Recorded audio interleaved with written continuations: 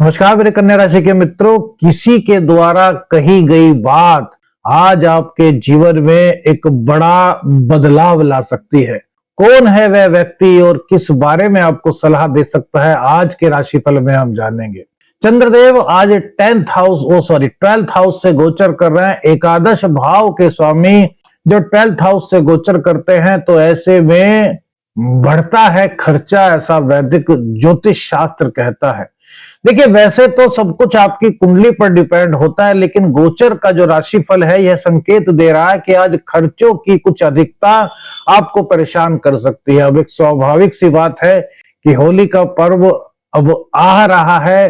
अब अगले दिन ही होली है, यानी कि 4 तारीख का दुल्हन का पर्व है, तो इसमें खर्च तो होंगे ही, लेकिन कुछ खर्च ऐसे जो करने से आप बच सकते हैं। जैसे मेरे मित्रों, सबसे पहले यही बात करेंगे आज कि थोड़ा सा होली का त्योहार कैसा होता है कि यार सब जगह जाते हैं, सबसे मिलते हैं, जुलते हैं और जो चाहे वो खा लेते हैं। और किसी के घर में कुछ पकवान बना है, किसी के घर में कुछ पकवान बना है, सब चीजें खा ली। तो हम यही कहना चाहेंगे कि चंद्रदेव का जो 12th हाउस में गोचर है और 4 ग्रहों की जो दृष्टि चंद्रदेव पर पड़ रही है, ये संकेत देती है कि अपने खान पान में आपको थोड़ी सी सावधानी रखनी है।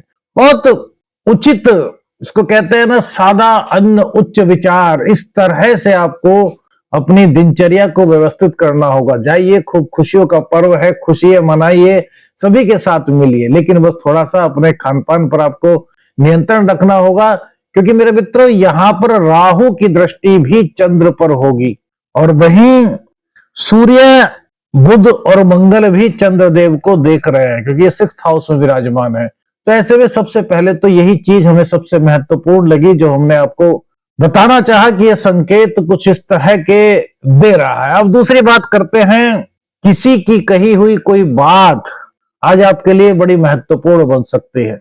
मेरे मित्रों, शुक्रदेव उच्च राशि में होकर के शनि के साथ में 7th भाव में इस वक्त गोचर कर रहे हैं। शनि आपके कर्म का भाव है।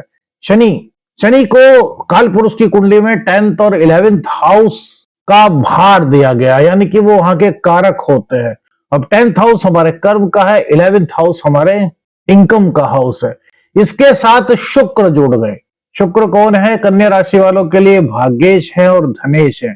तो मेरे मित्रों, आज जीवन साथी और जीवन साथी में भी खास तौर से आपकी पत्नी, उनके द्वारा दी गई कोई सलाह, उनके द्वारा कोई अचानक से कह दिया गया कोई सुझाव, या आपके व्यापार में बड़ा काम आपके आ सकता है। धन आगमन के संकेत बन सकते हैं, भाग्य की वृद्धि के संकेत दे सकता है। तो अभी जो ये लगभग 20-25 दिन का समय है मेरे मित्रों, ये बहुत महत्वपूर्ण समय है। 7th भाव में शुक्र का गोचर कन्या राशि वालों के लिए बड़ा फायदेमंद योग बना रहा है, बड़ा शुभ योग बना रहा है, बड़ा ही सिद्ध योग बना रहा है। देखिए, इसमें क्या होता है, जब भाग्येश और नवमेश 7th भाव से गोचर करते हैं, 7th भाव हमारे दाम्पत्य जीवन का है, 7th भाव हमारे साझेदारी का है, 7th भाव हमारी नौकरी से भी जुड़ा हुआ है, और शनि यहां पर आ गए हैं। तो ये आपको ध्यान रखना है कि जीवन साथी की हर बात को ध्यान रखिए। अगर आप बहुत दिनों से सोच रहे थे कि अपने जीवन साथी को अपने बिजनेस में पार्टनर बनाना चाहते थे, तो यह समय आपके लिए बड़ा शुभ है, क्योंकि इस वक्त जो शुक्र की स्थिति है वो बहुत ही मजबूत स्थिति है। शुक्र आपके जीवन में सुख, सुविधा, समृद्धि का संचार लेकर के आया है। शुक्र की सबसे बड़ी जो बात होती है वो होती है सुखों को देने वाला। अब शुक्र 7th भाव में, 7th भाव को मार्केश भी कहा गया है, ध्यान से सुनिएगा। 2nd हाउस को भी और 7th भाव को भी ज्योतिष में मार्केश भाव कहा गया है। लेकिन मेरे मित्रों, शुक्र जब यहां बैठ जाए तो फिर ये अब अति, यहां पर अब अति किस चीज की? भोग विलासिता की अति। इन चीजों से बचना चाहिए, क्योंकि हो सकता है इसकी प्रेरणा आपको मिले, हो सकता है आपके दिमाग में कुछ इस तरह की फीलिंग्स आए, हो सकता है आपका बहुत अच्छा अच्छा खाने का मन करे, हो सकता है बाहर का स्वाद बार बार आपका ध्यान अपनी ओर खींचे। तो ये चीजें कहीं ना कहीं आपको भी पता है कि अच्छी नहीं है। अति सब चीजों की बुरी होती है। तो यहां पर आपको इस चीज का ध्यान रखना है कि इस तरह की चीजों से आपको दूर रहना है। जीवन साथी की बातों का बहुत ज्यादा आपको ध्यान देना है। दाम्पत्य जीवन के लिए समय बड़ा शुभ है। अगर कोई किसी तरह की चिंता थी, कोई किसी तरह की उलझन थी, कोई किसी तरह का तनाव था, तो दाम्पत्य जीवन से वह तनाव दूर हो रहा है। करियर के लिए और व्यापार के लिए, दोनों के लिए समय काफी अच्छा दिखाई दे रहा है, शुभ संयोग लिए हुए दिखाई दे रहा है। आपकी प्रतिभा को पहचाना जा रहा है। हालांकि 3 मार्च है तो ऑफिस वगैरह तो ज्यादातर मेरे ख्याल से बंद ही रहेंगे और बाकी तो कह नहीं सकते, लेकिन ये बात ध्यान रखिए कि ऑफिस का काम यदि घर पर आपको मिलता है थोड़ा बहुत, तो उसको टालिए मत, उसको बहुत ज्यादा ध्यान दे करके करिए, क्योंकि जो अब ये समय स्टार्ट हुआ है मेरे मित्र, तो ये बड़ा महत्वपूर्ण समय है। यह समय है आपके करियर को एक नई दिशा देने का। यह समय है जिंदगी में कुछ बनना चाहते हैं तो अपने टैलेंट को दिखाने का। यह समय है वो जो मुसीबतें, वो जो संघर्ष थे, जिनको झेल करके या जिनसे सामना करके आप आगे बढ़े हैं और अब आपके सामने जो मुकाम पाने की स्थिति बनी हुई है, उस मुकाम को आप कैसे प्राप्त कर सकते हैं, वो ये समय आपको बताएगा। वो कैसे बताएगा? जब आप अपनी कर्तव्य निष्ठता को बहुत अच्छी तरीके से निभाएंगे और अपने काम में किसी में भी लापरवाही नहीं करेंगे। व्यापारियों के लिए भी आज का दिन काफी अच्छा दिखाई दे रहा है। और मेरे मित्रों, आज ग्रहण, चंद्र ग्रहण योग बना हुआ है, तो हरिद्वार के गंगा किनारे ब्रह्म कुंड पर मेरे मित्रों कुछ चीजों का निर्माण कर रहे हैं, कुछ यंत्रों का निर्माण कर रहे हैं। यदि आप भी उसको लेना चाहते हैं तो आप हमारे नंबर पर संपर्क कर सकते हैं। जो स्क्रीन पर जो नंबर है उस पर आप संपर्क कर सकते हैं मेरे मित्रों। अब देखिए, सबसे बड़ी बात, प्रेम संबंधों के लिए समय बड़ा अच्छा रहेगा, लेकिन मिश्रित परिणाम यहां पर दिखाई देंगे। पंचम भाव के स्वामी शनिदेव, वो शुक्र स्त्री कारक ग्रह माना गया है। शनिदेव वृद्ध इनको कहा गया है। तो यहां पर प्रेम संबंधों में कुछ इस तरह का आपका फीलिंग्स हो सकती है कि यार, एक तो जैसे होता है ना कि यार उमंग, रोमांच का समय होता है, और एक होता है कि यार थोड़ा सा उदासीन से हो गए। तो दोनों तरह की मिश्रित भावनाएं इस वक्त आपको दिखाई दे सकती हैं, लेकिन इसके बावजूद यह समय प्रेम संबंधों को वैवाहिक जीवन में बदलने में मददगार हो सकता है।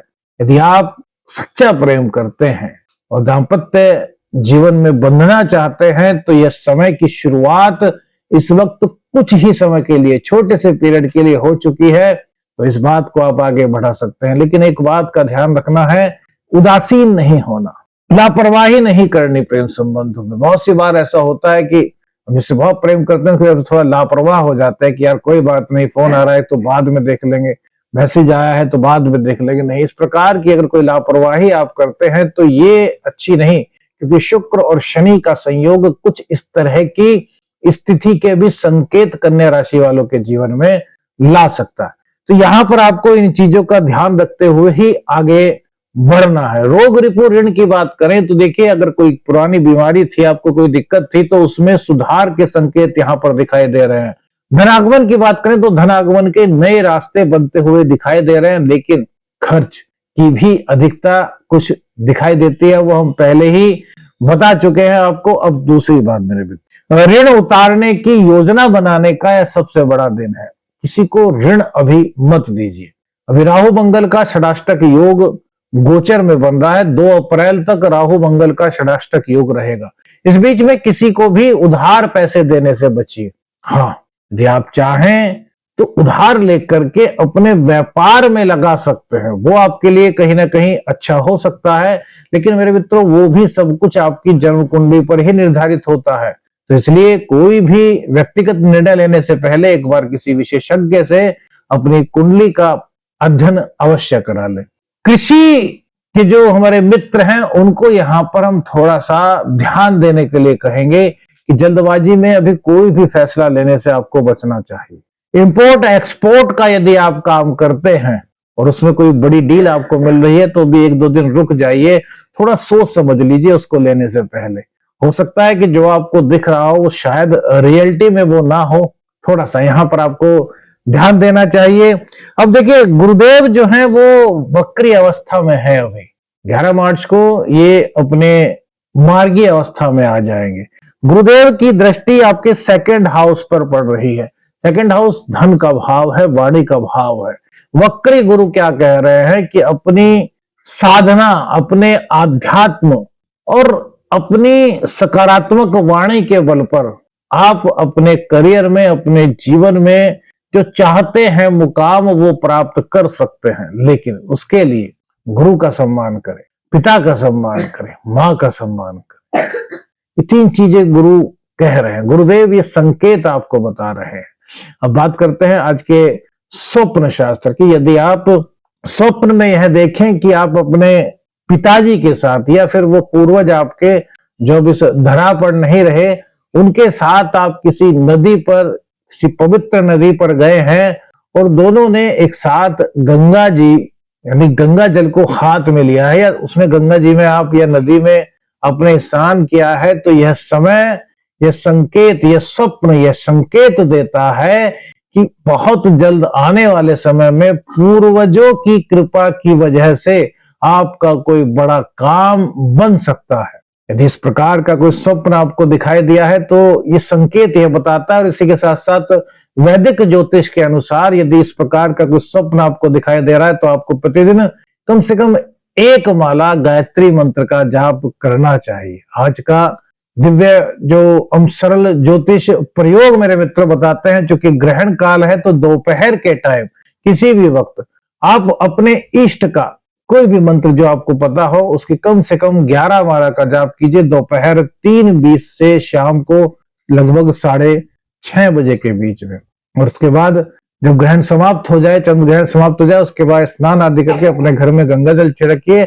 अगर इस उपाय से कि आपके घर में अगर किसी प्रकार की कोई नेगेटिविटी होगी तो उसको दूर करने में आपको सहायता मिलेगी, पॉजिटिविटी का आपको एहसास हो। कौन सी चीज आपको सबसे ज्यादा अच्छी लगी हमें कमेंट्स करके बताइए। अगली बार फिर मिलते हैं एक नए सब्जेक्ट के साथ आज के दैनिक राशिफल में। आदेश अलख निरंजन। हर हर महादेव।